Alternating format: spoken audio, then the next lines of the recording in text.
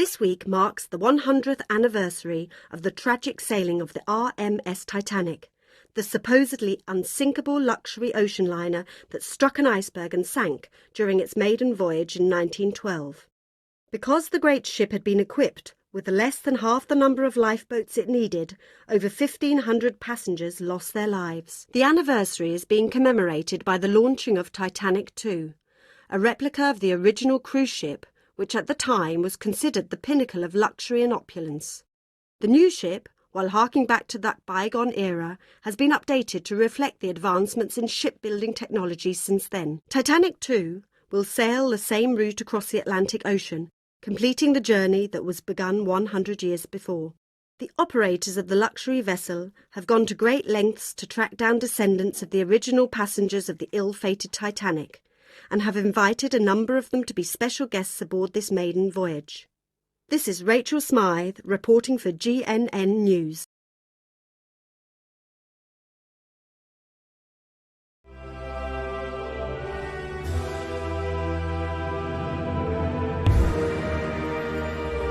Welcome aboard Titanic II. I'm Captain Miller. I've 20 years of service in the British Royal Navy, and I'm looking forward to my first civilian command. And what a fine vessel she is! Titanic II is a return to a long-lost era. Enjoy the trip. I'm Elsa Young, the ship's doctor. Should you require medical assistance, please feel free to visit the ship's hospital. Despite what Captain Miller says about returning to the past, I can assure you that our facilities are right up to date. Hi there, I'm Cole Nesmith, trumpet player and band leader of the Icebergs, our jazz combo aboard Titanic II. We'll be entertaining you with some grand music in the first-class lounge tonight. Drop by if you get the chance. And speaking of the first-class lounge, I am Isaac Maryland, and I serve up the most delectable rum concoctions for the passengers. If the music is not enough to tempt you, then maybe the promise of my wonderful rum cocktails will. Very well then. I'm Andrew, your steward. Let me show you to your cabin.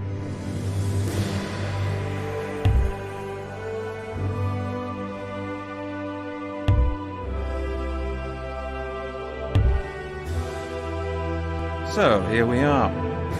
Hard to believe that the price of a ticket for first-class passage back in 1912 was $4,700. That would be equivalent to about $50,000 in today's money. Good thing your ticket was complimentary, eh?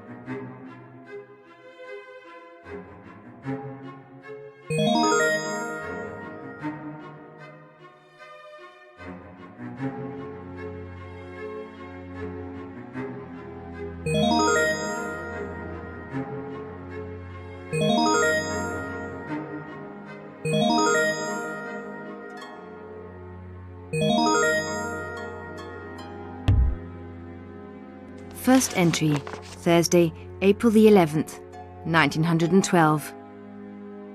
It is difficult to fathom that I'm finally on my way to America. It has cost me nearly all my savings, but I think it will be worth it. I'm sad to be leaving the land of my birth, but with Mother now dead, I no longer feel I belong here.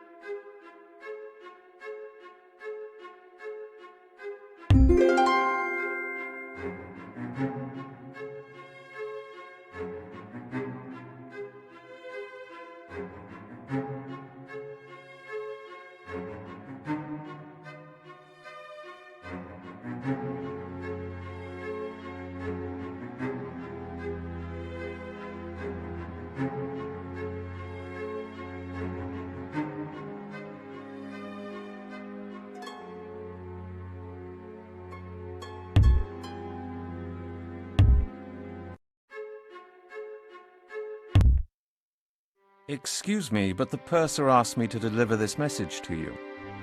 I'm afraid he didn't tell me who it was from. You look a little pale. Is everything all right? This is to let you know that I have a challenge for you. You've already found the diary. Good.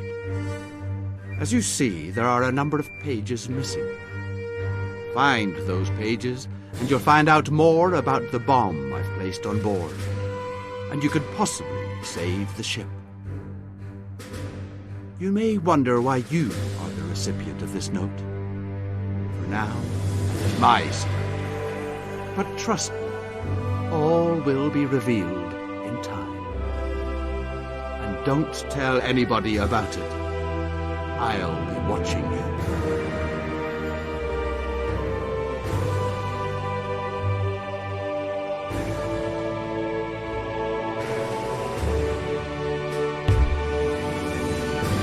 Hey, haven't seen you in the lounge yet. I do hope you'll stop by and sample one of my great specialities.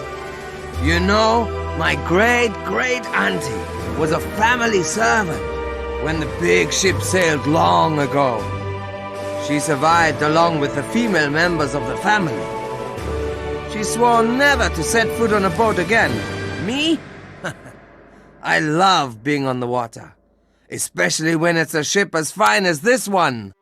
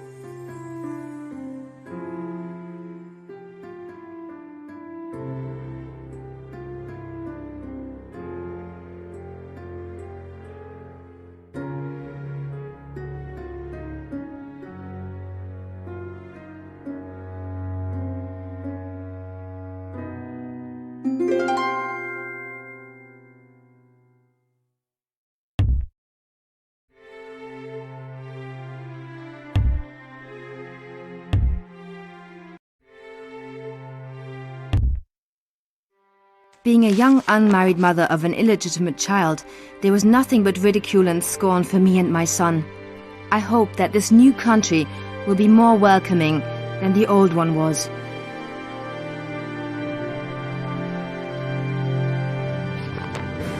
Pardon me, but I thought I saw this note fall out of your coat when you walked by. You're doing well. You found another diary entry. Perhaps there is hope for the new Titanic after all. We shall see. I must repeat, tell no one about the bomb. If you make any attempt to alert the authorities or try to leave the ship, I will detonate it at once. Now, shouldn't you be looking for more diary entries?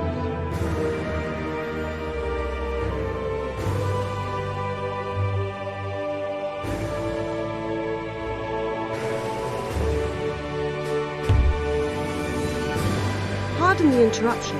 I'm just doing some research for my story on the new Titanic. The wireless room of the original Titanic was state-of-the-art for its time. The last message sent was simple and to the point. We are sinking fast. Passengers being put into boats.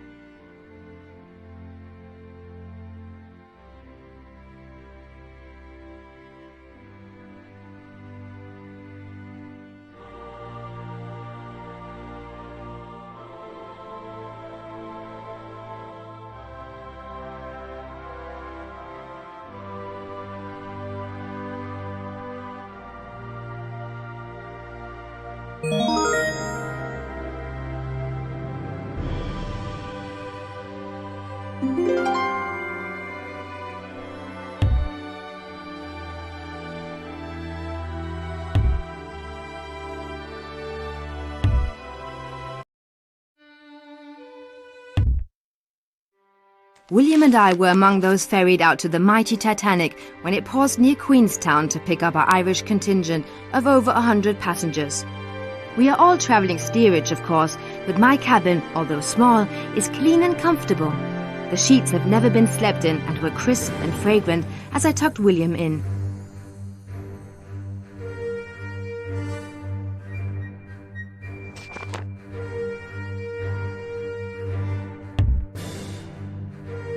Ah, good to see you again. You know, my grandfather was a child aboard the original Titanic.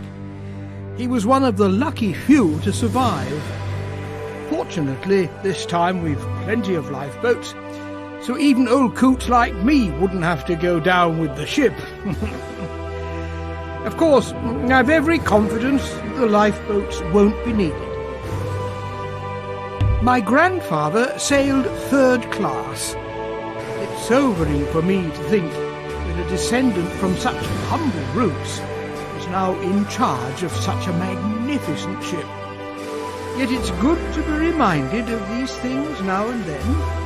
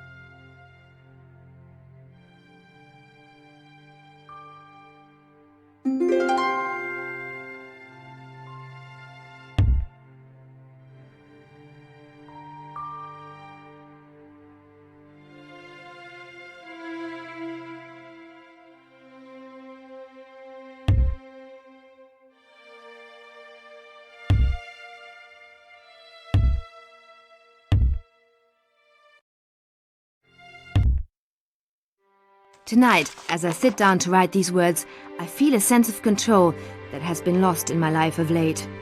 I truly believe this will be an unforgettable voyage for us. I found this note with your name on it in the Café Parisien, so I thought I would find you and return it. Good thing you hadn't gone far.